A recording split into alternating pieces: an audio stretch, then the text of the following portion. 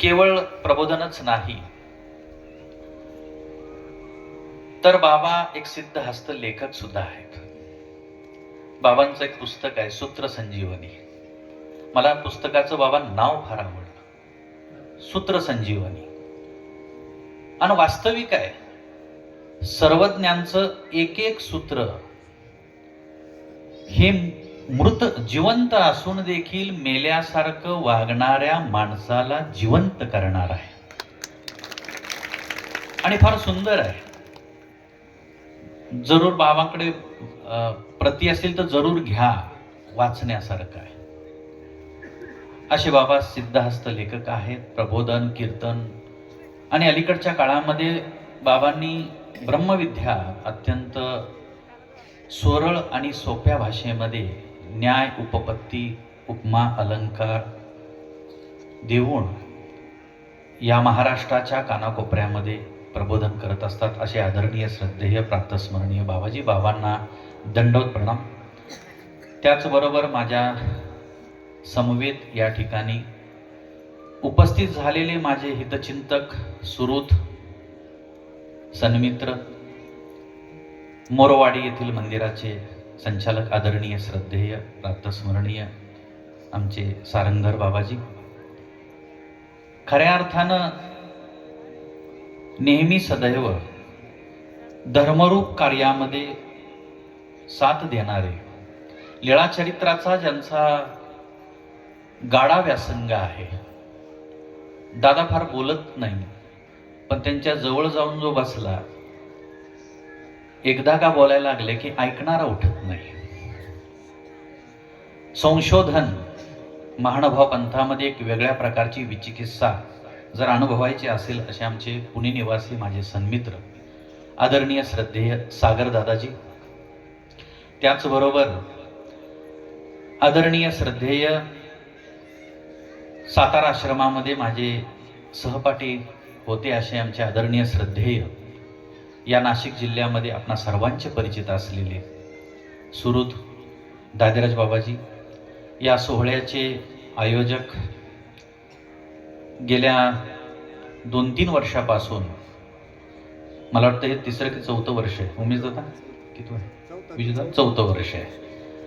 या देशवंडी गावाला अशा एका पुरुषाचा, सत्पात्राचा योग आणून देवाने दिलेला आहे आणि देशवंडी ग्रामस्थ ते अनुभवत आहेत.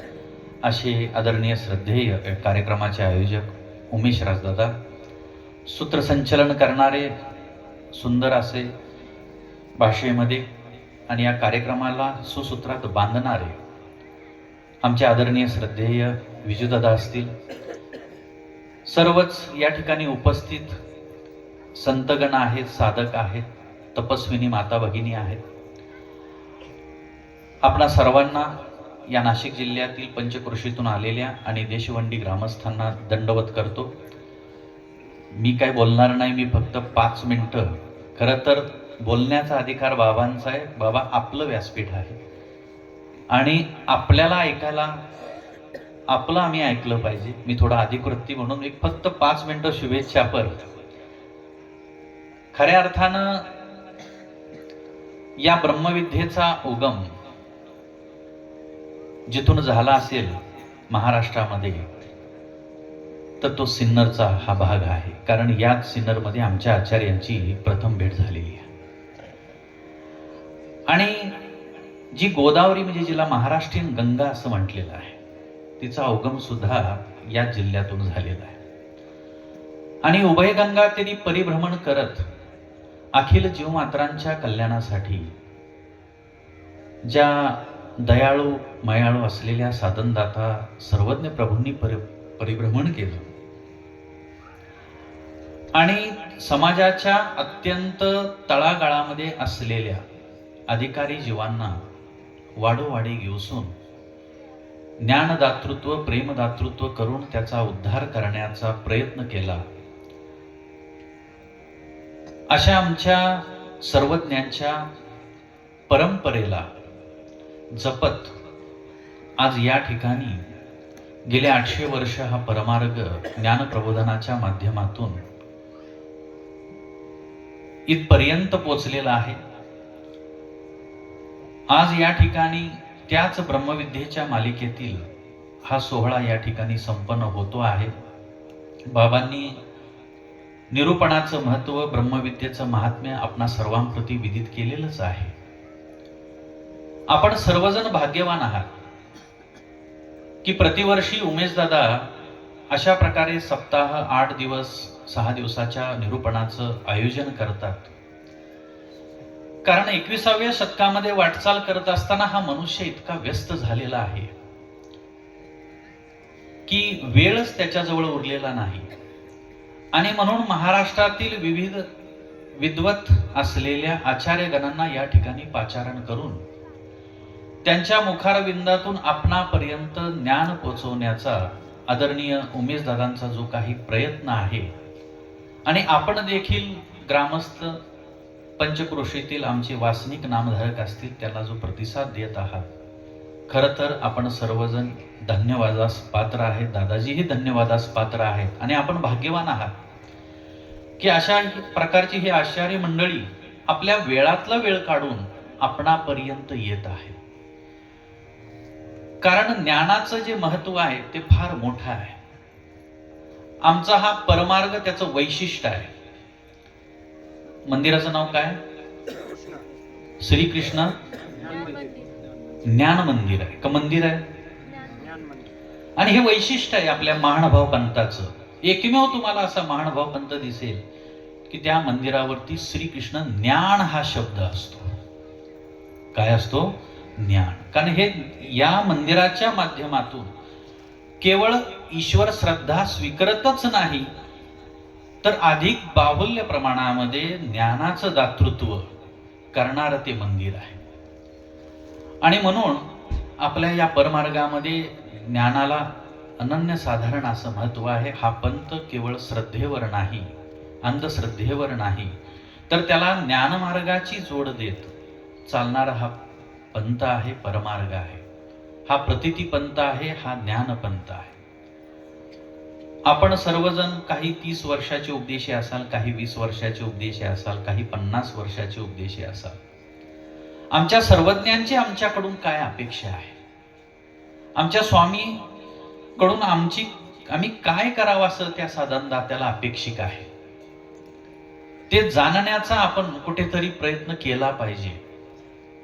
केवळ अमावस्या पौर्णिमा आली आणि कुठेतरी मंदिरात जावं आणि नारळ पान सुपारी ठेवावं, आयुष्य आणि वर्षातून एकदा कुठेतरी तीर्थाटन करावं म्हणजे आमचा धर्म संपूर्ण झाला असा अर्थ होत नाही. कारण आमचा हा ज्ञानमार्ग ते सांगत नाही. आम्ही जो काही धर्म स्वीकारलेला आहे तो कशासाठी स्वीकारला, या विश्वाचा आणि माझा काय संबंध आहे?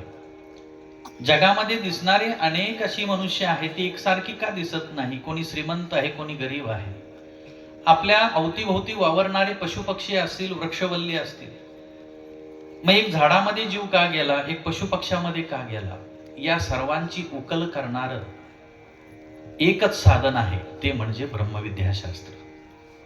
आणि त्या ब्रह्मविद्याशास्त्रातले काही गण आपल्या पत्रामध्ये पडावे म्हणून आदरणीय उमेशदादा या ठिकाणी हा प्रयत्न करत आहेत. बंधूंनो, लक्षात घ्या, परमेश्वर 3च ठिकाणी उपस्थित आहे.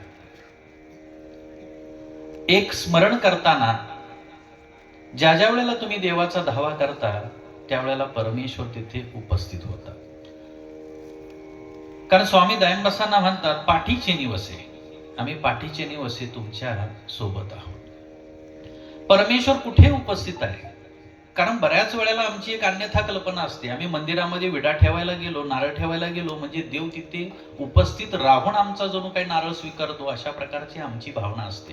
पण ती अन्यथा कल्पना आहे. देवाकडून, ईश्वराला तुमच्याकडून नारळाची अपेक्षा नाही. परमेश्वर कुठे उपस्थित आहे, कोणत्या विधीप्रसंगी उपस्थित आहे? तर एक आहे स्मरण, तिथे तो परमेश्वर उपस्थित होतो. धावा केला द्रौपदीने, उपस्थित झाला. धावा केला साधांनी, स्वामींनी सहाय्य केलं, गंगा बुडता साधा तारिली, आणि देवासमोर येऊन उभी राहिली. कधी देव तिथे जातो तर भक्तालाच आपल्याकडे त्या धाव्या स्मरणाने घेऊन येत असतो. स्मरणाने मठामध्ये असलेले स्वामी चांगदेव भट्टांपाशी जाऊन उभे राहतात. देवाला मठात बसलेले असताना आपल्याकडे खेचून आणण्याचं सामर्थ्य त्या स्मरणामध्ये आहे. आणि म्हणून परमेश्वर तिथे उपस्थित आहे. आणि परमेश्वर कुठे उपस्थित आहे तर जिथे अनुसरण विधी संपन्न होतो, एखादा जीव परमार्गामध्ये अनुसरतो, परमेश्वर तिथे उपस्थित असतो. कारण खऱ्या अर्थानं सृष्टीची रचनाच त्याकरता केलेली आहे. आणि तिसरं अत्यंत महत्वाचं की ज्या करता हा गेल्या 4-5 दिवसापासून हा जो काही सोहळा संपन्न होतो आहे, या मागचं कारण काय, का उमेश दादांना असं वाटलं असेल की अशा प्रकारचा ज्ञान निरूपणाचा सोहळा या ठिकाणी संपन्न करावा. कारण ते जाणतायत ईश्वर कुठे उपस्थित आहे. धर्मवार्ता प्रसंगे सर्वत्र अवस्था. जिथे जिथे परमेश्वराचं ज्ञान निरूपण आणि ज्ञान श्रवण चिंतन मंथन सुरू आहे, स्वामी म्हणतात आम्ही तिथे उपस्थित असतो. गेले 4 दिवस साधनदाता नक्कीच या ठिकाणी उपस्थित आहेत. श्री दत्तात्रय महाराज उपस्थित आहेत. कारण सांगणारे एवढे सुंदर सांगतायत, देवही ऐकतायत आणि समोर बसलेली ही भक्त मंडळी अगदी त्या श्रवणामध्ये दंग होऊन बाबांचं ते निरूपण श्रवण करतायत. आमच्या स्मृतीस्थळामध्ये गंधर्वाची उपपत्ती दिलेली आहे. गंधर्वाची गायन की विद्या देते आणि मग ते पुन्हा ऐकतात. परमेश्वर सुद्धा ब्रह्मविद्या निरूपण करतात. आणि एखादा ज्ञानिया एखादा निमित्त अधिकरण सांगत असेल तर परमेश्वर त्या ठिकाणी उपस्थित होऊन स्वतः श्रवण करतात. आणि खऱ्या अर्थानं परमेश्वर त्या धर्मवार्तेमध्ये उपस्थित असतो. आणि तो उपस्थित होतच नाही तर या वेळेला जो या सभा मंडपामध्ये उपस्थित असेल, आपल्या घरादाराचा त्याग करून जो या मंडपामध्ये बसलेला असेल, इथे उपस्थित झालेला साधनदाता आपल्या कृपा दृष्टीचा एक कटाक्ष निश्चित त्याच्यावर टाकत असतो. आपण सर्वजण भाग्यवान आहात. गेले 4 दिवस जे जे या सभा मंडपामध्ये उपस्थित झाले त्यावरती साधनदात्याचा कृपा कटाक्ष पडलेलाच आहे. पुढच्या वर्षापर्यंत तुम्हाला ती मिळालेली एक संजीवनी आहे, ती या ब्रह्मविद्येच्या सोहळ्याच्या माध्यमातून होते. आणि म्हणून परमेश्वराचं हे ज्ञान अमूल्य आहे, खूप महती आहे, बाबांनी विदित केलेलीच आहे. उमेश दादांचा हा जो काही प्रयास आहे आपणापर्यंत ज्ञान पोहोचवण्याचा, आपण सर्वजण वेळात वेळ काढून इथे येत असता. गेले 4 दिवस येत आहात. ज्या ज्या वेळेला असे सोहळे संपन्न होत असतील, विशेष रूपानं निरूपणाचे सोहळे, धर्मवार्तेचे सोहळे, त्या ठिकाणी आपण अवश्य जा.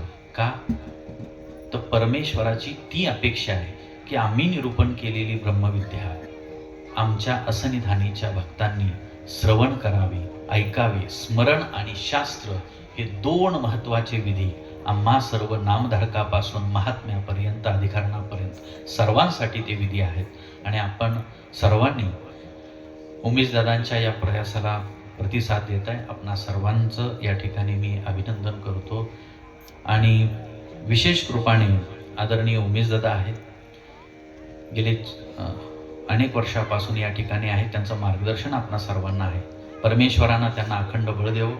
आणि अशाच प्रकारे उत्तरोत्तर 7 दिवसाची वेळपोथी 11 दिवस व्हावी, 11 दिवसाची 15 दिवस व्हावी, अनेक दिवशी. कारण आमची मार्ग परंपरा आहे, एक मार्ग परंपरा आहे. पूर्वीच्या काळी पहा तुम्ही, नाशिकमध्ये अनेक पोथ्या झालेल्या आहेत, 1.25 महिन्याच्या झालेल्या आहेत, आमच्या अनेक अधिकरणांच्या झालेल्या आहेत. म्हणजे दादा सांगदादा बसलेले आहेत तिथे, अधिकरणांच्या पोथ्या झालेल्या आहेत. आणि असाच हा सोहळा वाढत जावा. आणि खऱ्या अर्थानं योग्य म्हणतात ना सांगण्यासाठी, कारण मला माहिती आहे की बाबांची वाणी काय आहे, मी फार काही बोलत नाही. पुनश्च एकदा सर्वांना दंडवत करतो, परमेश्वराला प्रार्थना करतो की अशाच प्रकारे हा उत्साहामध्ये हा सोहळा संपन्न होत राहू. आणि माझे शब्द मी इथेच थांबवतो. दंडवत. जोरदार टाळ्यांच्या गजरामध्ये बाबांच्या विचारांचं आपण स्वागत करायचं आहे.